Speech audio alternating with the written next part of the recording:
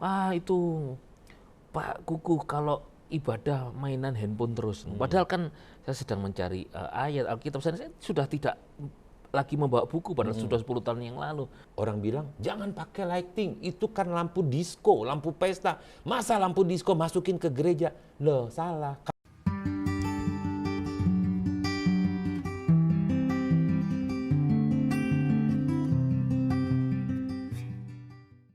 Ya, Pak Kuku, kan anak-anak udah mulai besar ini ya, kan generasi dan kalau anak Pak Kuku itu generasi apa sekarang itu?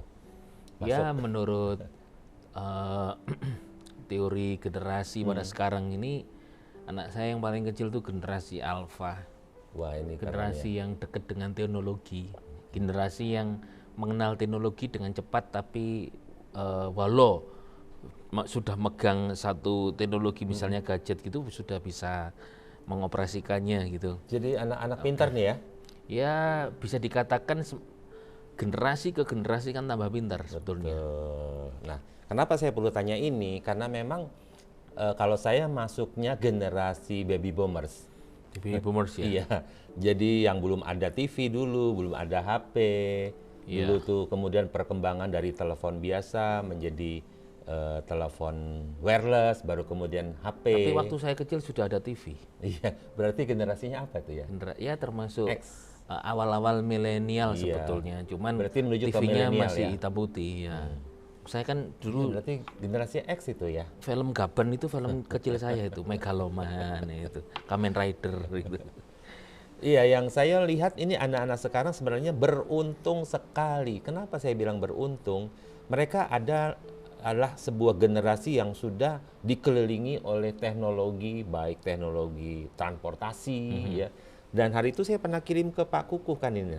Nah, sekarang teknologi sepeda motor sudah bukan lagi sepeda motor biasa. Bukan sepeda motor darat, tapi sepeda motor terbang. Nah, itu dia. Gara-gara kita lihat apa itu? Peralatan yang suka dipakai? Iya, drone. Drone. Sampai lupa sekarang mengucapkan drone karena sudah mulai ketinggalan sekarang drone itu juga ya. Drone sekarang sudah mulai ya sudah ada teknologi yang sudah lebih baru daripada drone gitu. Ya, ini harusnya kan tidak hanya sekedar pakai helm sama jaket kan. Sebenarnya kalau sudah terbang-terbang begini kan sudah harus menggunakan jaket yang berbeda. Iya, karena kan anginnya kencang tuh anginnya naik. berbeda, tekanan udara di bawah dengan di atas. Kepengen gak nih punya gini? Iya, kayak saya bulan lalu berada di Israel. Nah itu. Saya ternyata ketika ada di Bukit Hermon itu nampak di sana ada balon udara gede. Dan balon udara yang besar itu ternyata itu untuk mengamati seluruh Israel, itu CCTV-nya di situ. Jadi tidak pakai drone lagi sudah. Tapi seluruh negara Israel dari drone itu kelihatan, sampai saya foto dari HP karena kelihatan jauh jadi kecil sekali. Jadi sampai bahkan ada musuh yang dianggap itu mencurigakan atau orang mencurigakan, sesuatu mencurigakan masuk negara Israel dari balon ini yang di atas gunung ini sudah kelihatan. Nah, sudah tidak pakai drone lagi nih. Teknologi yang terbaru itu ada di sana. Iya, di sana sudah ada. Bahkan saya sempat masuk kota Haifa. Di Haifa ini tempat perkembangan teknologinya daripada Israel. Banyak alat-alat kita ini sebetulnya teknologinya dari sana. Sudah ketinggalan nggak kita ini pakai alat-alat sekarang ini dibandingkan dengan mereka di sana? Bukan, ya kalau dibandingkan sana ketinggalan. Tapi kalau untuk di kampung kita sudah terlalu canggih ini. Iya, masalah utamanya adalah kan sekarang gereja pun sudah mulai era digital. Iya, menggunakan teknologi. Cuma masalahnya kan ada gereja juga ini ya, sorry ya. Gereja juga yang masih melarang ya di dalam gereja ibadah penggunaan HP smartphone ini untuk membaca Bible Alkitab. Jadi mereka tidak boleh, harus tetap aturannya adalah Bible secara fisik. Iya, walaupun sebetulnya sekarang sudah banyak gereja yang sudah menggunakan teknologi, namun sudah hampir tidak ada sih gereja yang sudah tidak menggunakan teknologi, semuanya pakai. Kalau masih pakai mungkin mereka masih menggunakan atau tidak menggunakan teknologi, mungkin mereka memang jauh dari sebuah teknologi atau jauh dari sebuah informasi. Dan dulu kan kita kalau nyanyi pujian itu pakai overhead proyektor. Ya. Nah, itu sudah Kertas teknologi. Itu kan sebetulnya sudah teknologi. Kemudian berubah menjadi itu ya, apa namanya, proyektor langsung dengan tampilan lewat dari Komputer. Bergerak lagi sekarang sudah bukan itu ya, langsung lewat LCD. Ya itu Berarti teknologi demi teknologi itu kan karena kita yang ngalami. tapi itu kan sebenarnya bagus untuk membantu ya. Ya bagus untuk membantu. Nah bagaimana di zaman yang waktu kita belum lahir? Kan nyanyi kan mungkin pakai tulisan di kertas atau mungkin zaman dulu ada daun lontar. Daun lontar. Ditulis di daun, mungkin puji-pujiannya dari situ gini. Karena belum ada teknologi karena kita kan ngalami lah, kalau generasi bukan kita bagaimana Mr. Guntur? Iya, ini artinya kan kita sekarang sedang melihat bahwa saya pun terkagum-kagum sebenarnya ya. Ya kalau melihat teknologi sekarang saya juga kepengen gitu ya. Mobil sekarang ya sudah ada mobil listrik ya, tanpa lagi ribet isi bahan bakar yang bolak-balik ya, kadang-kadang ada, kadang-kadang nggak ada. Motor juga sudah ada listrik. Saya pernah ditawarkan, Pak Guntur mau nyoba motor listrik nggak? Saya bilang nanti dulu. Ini sarana untuk ngecas ada apa tidak kan gitu ya. Nah, saya jadi teringat nih dulu orang-orang belum punya listrik di rumah, kemudian punya uang banyak karena panen cengkeh, akhirnya beli TV parabol, beli lemari es yang sebenarnya butuh listrik. Tapi karena dia punya uang, kepengen punya alat teknologi, yang penting beli dulu deh, disimpan dulu di rumah. Padahal itu jalan 5-10 tahun sudah ketinggalan. Karena sekarang kan teknologi berjalan, bertumbuh, berkembang dengan lebih cepat sebetulnya. Saya mungkin ingin kita ngobrol secara spesifik nih tentang iman Kristen dan teknologi yang berkembang sekarang. Kita kan berada di gereja modern ya. Segala sesuatu kita lakukan, ya perkembangan modern kita ikutin. Kemudian ingat nggak itu 2 tahun masa pandemi, akhirnya kan dengan ibadah online itu kan membutuhkan peralatan-peralatan yang hebat. Ketika kasus muncul, berhenti, kuota habis, lemah sinyal, kan ini masalah semua. Jadi cari solusi seperti apa kira-kira bisa lebih baik ditampilkan di online, kemunculan dan semua.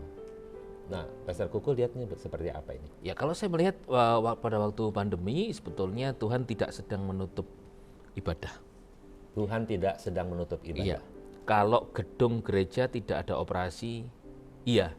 Karena kan ada peraturan pemerintah ketika lockdown harus tidak boleh ada kerumunan. Ada kerumunan juga dibatasi. Dan physical distancing paling nggak minimal 1 meter per orang. Tapi kemudian ketika ada lockdown nggak boleh keluar rumah, akhirnya tidak ada ibadah. Itu bukan Tuhan menutup ibadah sebetulnya, tetapi karena untuk supaya penyebaran virus COVID itu tidak cepat gitu, supaya terhenti. Nah, tetapi kemudian juga Tuhan itu sebetulnya sedang mengajari umatnya untuk tidak menyerah dengan ibadah sehingga supaya beribadah secara online. Gitu. Ibadah secara online ini misalnya direkam atau di-sharekan langsung melalui media sosial. Berarti harus ditangkap kan pemimpin-pemimpin gereja kan ya? Iya. Bagaimana melayani kembali jemaatnya, memberi mereka makan, keep and feed, jaga, kemudian kasih makan. Kalaupun selama pandemi itu secara onsite tidak bisa, ya paling tidak ada sesuatu yang diberikan kepada jemaat ya. Ketika masa sukar, kan kita pernah layani itu ya. Ketika ada yang duka cita karena kena COVID, kita hanya beberapa orang saja. Tapi ya juga pernah kita sendiri melayani jemaat yang di luar kota ngelihat secara Zoom. Ya itu dia. Kita melayani di situ. Itu teknologi kan. Itu kan kita teknologi. baru mengenal akhirnya kita pakai Zoom, Google Live dan sebagainya. Jadi teknologi itu sebetulnya adalah cara Tuhan sih sebetulnya untuk menolong, untuk manusia itu tetap bisa beribadah. Jangan sampai menolak. Memang ada beberapa yang berpikiran itu tidak realistis. Pikiran itu masih harus tidak boleh menggunakan teknologi, tetapi sudah pikiran itu sudah sebetulnya Tuhan sedang mengajar bahwa esensinya bukan itu gitu. Saya pernah dulu ada di sebuah gereja di mana Bible secara fisik harus dibawa sekalipun sudah pakai overhead ya. Jadi ada itu, tetapi kita semua diharapkan untuk membawa Bible secara fisik. Jadi kalau disuruh mari kita buka Alkitab kita dalam Yohanes pasal 11 ayat sekian gitu, maka jika kita melirik kepada orang yang tidak bawa Bible kemudian dia buka lewat HP itu terasa aneh sekali. Jadi, sangat aneh sekali pada saat itu. Saya pernah waktu itu saya pelayanan di Bali. Jadi pada waktu itu saya kira-kira 10 tahun yang lalu, 2022. Iya, 10 tahun yang lalu itu saya sudah apa-apa sudah menggunakan gadget gitu. Alkitab pun juga menggunakan gadget, tetapi kemudian karena ya bagi saya sendiri saya membuka Alkitab atau saya cari informasi semuanya ada di situ, tetapi ternyata saya berada di tempat yang salah pada waktu itu, yaitu saya menjadi batu sandungan di mana orang-orang jemaat dan para pengurus pelayan yang lainnya mereka berkata begini, wah itu Pak Kuku kalau ibadah mainan handphone terus. Padahal kan saya sedang mencari ayat Alkitab, saya sudah tidak lagi membawa buku padahal sudah 10 tahun yang lalu. Tapi ya menjadi batu sandungan, akhirnya saya dilaporkan bahwa wah itu mainan handphone terus. Kemudian ada yang, puji Tuhan ada rekan kita yang sudah berpikiran modern pada waktu dilihat, oh ternyata gereja ini masalahnya adalah Pak Kuku ini sudah berpikiran modern dengan gadgetnya, tetapi jemaat kan nggak banyak yang punya gitu kan. Jadi dilihat kayak main handphone terus gitu. Iya. Padahal betul, ternyata ya sudah saya ngalah. Oh ya berarti ya kan kita mesti merendahkan, humble ya. Sudah saya ngalah, ya deh saya yang salah saya gitu. Jadi memang pada saat itu memang belum banyak yang punya, dan ada bahasa yang bilang itu kan bukan kitab suci. Iya. Sebetulnya bukan saja tidak banyak yang punya, tetapi mereka juga melihatnya itu belum tahu banyak seperti hari ini fungsi daripada gadget gitu, sehingga mungkin tidak bisa nginstal Alkitab. Oke, saya mau tanya, Pak Kuku kan ini kan smartphone, gadgetnya bagus gitu ya. Saya dengar-dengar dapat ini juga ya, laptop bagus ya, speknya ya. Wah itu spek ya, itu, barusan spek memang, sultan orang bikin. Ya barusan memang bukan saya ya memang saya yang beli, cuman uangnya bukan dari saya. Beli memang speknya spek sultan. Berapa tahun yang lalu juga handphone ini juga ada yang beliin juga. Yang sekarang ini laptopnya agak kecilan tetapi saya nggak dibawa ya, kita mau pamer. Ya waktu itu memang bukan idenya dari saya. Jadi gini, saya melihat kan ini idenya dari mereka nih yang biasanya Zoom kita layani secara online. Mereka itu di belakang saya mereka berkata, wah ini kayaknya Pastor Kuku ada kesulitan ini untuk live streaming dan sebagainya. Kita bantu dia, lalu mereka urunan sendiri terkumpul uang untuk membelikan saya laptop gitu kan, karena saya sering trouble di situ. Dan kalau saya melihat ini, bukan dari kitanya, tapi gini, mereka itu rupanya kayak sudah Tuhan yang berbicara kepada mereka supaya melalui teknologi gitu ya, tetap pelayanan bisa berjalan. Betul. Karena jarak jauh, bagaimana lagi jarak jauh kalau saya harus datangi dari kota ke kota. Ini kali kedua, yang pertama mobil rusak, iya, ganti baru. Sekarang laptop bermasalah, ya, ganti baru. Ganti baru. Nanti terakhir ada yang ganti baru. Yang terakhir yaitu nanti tubuh saya ini makin menua, makin itu dia nanti kita tunggu. Kita diganti baru. Kita menunggu ini sebenarnya ya. Di Suara Kristen kali ini. Iya, kalau ini spesifik banget nih. Jadi bukan cuma peralatan teknologi yang ganti baru, tapi tubuh kita, karena kita warga kerajaan surga. Ketika sangkakala dibunyikan, Kristus datang di awan-awan, yang hidup nih diubah secara sekejap ya. Ya sekejap, yang mati dulu dibandingkan dengan tubuh yang baru. Tubuh baru mereka, kemudian tapi kita yang juga hidup. sama, tubuh yang baru. Nah ini keren, kita nanti perlu bahas ini ya, tubuh baru ya. Tubuh baru itu kayak apa, apakah masih bisa makan atau tidak gitu. Nah kembali ke laptop, bukankah ke HP. Di sini saya melihat bahwa ada ayat di dalam Bible. Kita langsung masuk lagi ke ayat di Kejadian pasal 1, ya. Bagaimana Tuhan itu menciptakan manusia, diciptakan menurut gambar citranya Tuhan. Bible terjemahan lagi dikatakan segambar dan serupa dengan Elohim. Nah, citranya Tuhan. Nah, tetapi di dalamnya ciptaan Tuhan, Tuhan kan menaruh kemampuan hebat, daya cipta, mengembangkan teknologi, karena dia katakan taklukan, beranak cucu dan menaklukkan di bumi. Apakah ini menurut Pak Kukuh bahwa inilah yang membuat perkembangan teknologi yang dari Tuhan. Yang sebenarnya milik Tuhan, tetapi banyak teknologi yang fokusnya bukan lagi ke Tuhan. Gimana Pak Kukuh melihat ini? Ya, kalau sebetulnya gini, nanti saya balik bertanya juga kepada Mr. Guntur ini. Mau bertanya, siap ditanya. Ya gini, kalau pada waktu itu Adam itu diberikan kuasa, memang diciptakan serupa, secitra, segambar dengan Tuhan, dengan Elohim, lalu supaya berkuasa dan mengelola bumi. Pada waktu itu Adam tidak perlu teknologi, karena memang selain belum ditemukan. Nah, Tuhan punya cara tersendiri bagaimana Adam mengelola taman Eden. Baik ketika di Eden maupun ketika keluar. Ketika sudah diusir di luar pun juga rupanya mulai Adam itu kan engkau harus mengusahakan untuk makananmu. Mengusahakan kan berjerih lelah. Nah tentunya mengusahakan misalnya nih, dia sudah tahu di Eden ada pengetahuan. Dulu kan tinggal semua buah di taman ini boleh kau makan. Berarti Tuhan yang memberkati, memberi. Tuhan menciptakan, Tuhan kasih. Nah sebelum manusia jatuh dalam dosa kan, sebelum alami kematian karena dosa. Nah tapi setelah keluar kan disuruh mengusahakan. Nah mengusahakan ini kan pasti butuh alat. Nah alat ini, misalnya alat itu waktu itu belum ada cangkul, mungkin kayu dulu. Lalu kayu kok gini sulitan ya, dikembangkan lagi, ada gininya, lalu jadi cangkul. Nah ini kan yang namanya teknologi. Jadi rupanya teknologi itu adalah sebetulnya hikmat yang diberikan oleh Tuhan kepada manusia untuk menciptakan sesuatu untuk membantu kehidupannya, membantu pekerjaannya, mempermudah pekerjaan manusia itu setelah Tuhan mengusir mereka dari Eden.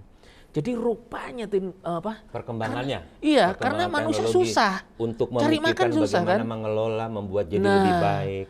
Cari makan susah kan? Mengolah tanah, ya semuanya. Tapi sebenarnya kan sebetulnya itu ya blessing sebetulnya. Tuhan sebenarnya sudah kasih lebih dahulu kan. Lebih dulu kasih. Tuhan berikan itu dan kemudian di pasal 3-nya baru kemudian manusia jatuh dalam dosa. Nah, jatuh dalam dosa. Tapi sebelumnya sebelum jatuh dalam dosa, Tuhan udah kasih. Tapi mereka karena hidup dalam anugerah pemberian Tuhan yang keren gitu ya. Jadi teknologi seperti itu otomatis langsung bisa berjalan tanpa mereka mengusahakan sesuatu. Seringkali kan teknologi muncul dari kesulitan manusia. Iya. Kesulitan, muncul ide-ide, ciptakan teknologi baru, ciptakan teknologi baru. Nah sekarang saya balik bertanya ini. Ini habis, butuh ini. Nah, ya karena power bank kan jalan keluar untuk nolongin. Ketika habis jadi saya nggak perlu cari menolong energi. Nah, sekarang saya tanya balik ini sama Mr. Guntur. Kalau manusia tidak boleh, tidak jadi berdosa, tidak jatuh dalam dosa, apakah teknologi juga akan tetap keluar, ada dan berkembang? Iya, pasti bisa karena ada anak cucu bertambah banyak, kuasai penuhi bumi, tentu akan ada kesulitan demi kesulitan karena hidupnya masih di bumi. Jadi muncul ide-ide baru ya? Pasti baru, dan itu semua dari Tuhan sebenarnya dan pasti untuk kebaikan semua. Apakah masalahnya sekarang ciptaan Tuhan, pohon pengetahuan baik yang jahat dan jahat itu yang Tuhan ciptakan itu kan khusus untuk Adam Hawa, tetapi dimanipulasi oleh iblis. Sehingga pohon yang baik itu menjadi pohon yang membuat Adam Hawa bersalah, berdosa. Jadi intinya dimanipulasi iblis. Kalau manusia tidak berdosa, iblis tidak akan pernah bisa memanipulasi semua yang diciptakan oleh Tuhan ke arah iblis. Contoh, kita pakai lighting di gereja, sebelumnya orang bilang, jangan pakai lighting, itu kan lampu disco, lampu pesta. Masa lampu disco masukin ke gereja? Loh, salah. Karena lampu itu adalah kemampuan yang Tuhan berikan untuk menciptakan sesuatu, cuma sayang kan orang bawa lebih dahulu ke situ, tapi terlambat ke gereja. Jadi ketika dibawa ke gereja, orang bilang ini miliknya situ. Nah hampir sama juga dengan teknologi. Teknologi itu akhirnya kan daya cipta, daya bangun untuk mengembangkan sesuatu yang baik, cuma sekarang memang ada banyak manipulasi iblis membuat teknologi itu diarahkan kepada penipuan. Jadi misalnya contoh nih, sekarang kan ada kamera bagus tuh, muka kita yang ancur-ancuran bisa dirubah menjadi cakep. Jadi begitu kopi darat, ini istilah kopi darat dulu, masa saya ketemuan gitu kaget, loh kok nggak seperti yang di foto. Jadi dimanipulasi, kamera pun bisa manipulasi. Nah tapi di dalam Kristus tentu yang akan diciptakan ketika orang nggak jatuh dalam dosa, semua diciptakan untuk kemuliaan Tuhan. Kan menurut saya sih begitu. Iya, jadi walaupun manusia tidak jatuh dalam dosa ataupun tidak, teknologi akan tetap ada dan betul. berkembang ya. Iya, berarti artinya kan teknologi tidak terpengaruh manusia mau dosa atau maupun benar. Iya, tinggal orangnya saja dia mau arahkan kemana nih teknologi ini. Iya. Dia dipengaruhi siapa? Untuk itu sebetulnya kan gereja atau komunitas orang Kristen tertentu kan tidak perlu menolak Itu adanya dia. perkembangan teknologi. Kan karena itu alat bantu untuk memudahkan orang beribadah. Lebih dipertegas mungkin kepada pendengar kita Iya. bahwa Teknologi tidak berdosa. teknologi tidak berdosa. Teknologi itu netral. Iya, betul. Dan manusia mau jatuh dalam dosa atau tidak, itu tidak akan tidak ada pengaruhnya dengan satu pertumbuhan teknologi. Karena teknologi adalah itu adalah alat bantu untuk memudahkan pekerjaan manusia. Nah, bagaimana dengan kita? Kita juga begitu. Kita tidak perlu mungkin kalau sedang ada di rumah susah ke gereja, kan di rumah ada televisi, ada wifi, ada apa ya, bisa memutarkan MP3 gitu ya, lagu-lagu, kan tetap bisa memuji Tuhan. Jadi teknologi itu adalah berkat Tuhan sebetulnya untuk tetap kita beribadah, memuji dan muliakan nama Tuhan. Nah, sekarang di poin terakhir nih sebelum kita berpisah, bahwa masa pandemi sudah lewat. Orang sudah semakin nyaman pakai online di rumah, gitu. Karena sudah terbiasa ibadah online, onsite-nya datang ke ibadah udah malas. Nah, gimana saran ini? Ya, kan ibadah disertai dengan rasa cukup itu Besar mendatangkan keuntungan atau besar manfaatnya. Nah, kalau dia tidak bisa datang ke gereja, it's okay engkau beribadah di rumah melalui YouTube, melalui engkau bisa berdoa sendiri dengan keluarga, boleh. Tetapi firman Tuhan juga, Yesus berkata, kasihlah Tuhan Elohimmu dengan segenap hatimu, dengan segenap pikiranmu, segenap kekuatanmu. Nah, segenap kekuatanmu kan berarti dengan segala daya yang ada. Nah, sekarang ibadah udah dibuka online. Nah, ketika kita bisa jalan, kita bisa nyetir mobil, kita bisa nyetir motor, kita bisa gojek, kita ke pasar bisa, ke mall bisa. Kenapa kita tidak pergi ke ibadah di gereja yang sudah menyediakan ibadah online sekarang? Nah, kenapa kita tidak pergi ke sana? Karena firman Tuhan juga berkata, pujilah Tuhan di tengah-tengah umatnya. Di tengah-tengah umatnya berarti kan sebuah kerumunan, sebuah keramaian, sebuah persekutuan yang sama, iya, ya, congregation. fokusnya sama. Iya, dan datang ke rumah Tuhan, betul. Rumah Tuhan itu bait, tubuh kita adalah bait Roh Kudus, yes, betul. Tetapi Tuhan juga hari ini memberikan hikmat kepada manusia membuat gedung gereja juga untuk tempat berkumpul, untuk sesama tubuh Kristus gitu ya, menyembah Tuhan. Jadi silakan kalau tidak bisa ibadah di gereja, ibadah di rumah. Tapi selama engkau diberi kekuatan oleh Tuhan, kenapa tidak datang online, datang ke gereja? Betul juga, mungkin anggapan mereka bahwa berdoa di rumah pun juga sama, kan gitu. Bukankah Tuhan itu bisa disembah di mana tempat, tapi kita juga harus mengingat ada ayat yang berkata, jangan meninggalkan sebuah persekutuan ya. Nah, artinya kita juga butuh sebuah persekutuan. Ini yang biasanya orang katakan, bahwa saya tidak ke gereja, ya saya tetap diberkati gitu ya. Saya online, saya tetap sama. Toh di online juga ada ibadah kesembuhan, saya bisa sembuh dengan iman saya. Itu benar juga, cuma masalahnya sekarang seperti tadi dibilang, apakah kita beribadah dengan segenap hati kita mengasihi, bukan cuma dengan akal budi. Akal budi kan memang benar ya, kalau kita sehat, ya harusnya ke gereja, kan gitu. Jika sakit, tidak bangun, ya nggak apa-apa deh gitu ya. Atau jika ada halangan lain karena sebuah masalah besar yang menghambat kita ke gereja, ya lewat online saja tidak apa-apa. Atau sudah usia mungkin ya, nggak apa-apa deh. Tapi kalau kita sehat, diberkati, ke mall bisa, jalan-jalan bisa, hari libur bisa keliling-keliling, healing-healing. Kenapa tidak? Mari saya mengajak kita semua untuk bisa bersama-sama dalam persekutuan yang erat. Bukankah ke sana diperintahkan berkat Tuhan? Iya. Iya. Jadi tetaplah beribadah pada Tuhan. Tetap beribadah. Teknologi justru membantu kita semakin nikmat beribadah. Jangan menyalahkan teknologi ya. Salahkan diri sendiri karena nggak mau belajar. Iya. Dari meja anugerah, ayo kita tetap beribadah. Biarlah senantiasa kita diberkati dan percayalah bahwa hidup kita karena anugerah Yesus, bukan karena perbuatan baik kita. Kita jumpa lagi dalam obrolan berikutnya. Satu arah. Satu arah. Oke. Makan daun. Ngobrol toh, masih ngobrol toh? Ini yang